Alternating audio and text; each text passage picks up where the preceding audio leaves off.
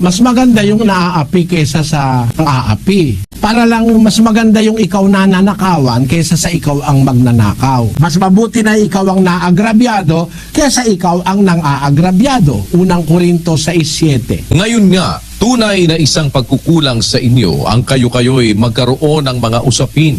Bakit hindi bagkus ninyong tiisin ang mga kalikuan? Bakit hindi bagkus kayo'y padaya? Alam, Panginoon magtiis daw tayo ng kalikuan. Bayaan mo nang ikaw ang apihin. Padaya ka na. Bayaan mo na ikaw na, dinaya ka. Bawa, 100 piso, dinaya ka.